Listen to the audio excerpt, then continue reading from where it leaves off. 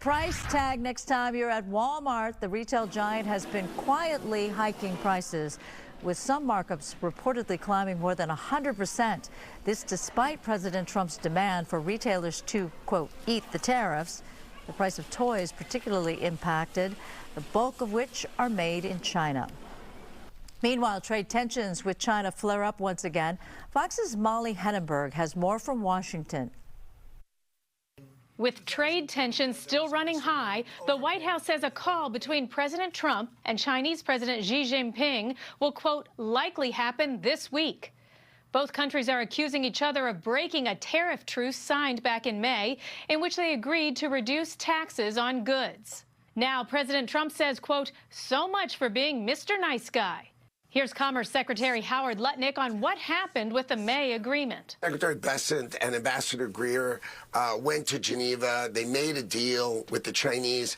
And really, the right way to say it is they're just slow rolling the deal. China's Commerce Ministry responding that the U.S. is, quote, unilaterally provoking new economic and trade frictions, in part by restricting AI chip exports and stopping some chip design software sales, as well as plans to revoke Chinese student visas. Meanwhile, Democrats in Washington say lawmakers should step in. Congress could vote to repeal all of these absurd tariffs, but instead, again, we have so many Republican members of Congress who are too afraid of angering Donald Trump. Secretary Lutnick says President Trump will work this out, quote, for the benefit of the American worker. Meanwhile, China is promising, quote, resolute and forceful measures if the two countries can't get the tariff truce back on track. In Washington, Molly Henneberg, Fox News. Still to come, tourists sprint for safety as Mount Etna erupts. Dramatic new video shows the moment a massive ash plume filled the sky.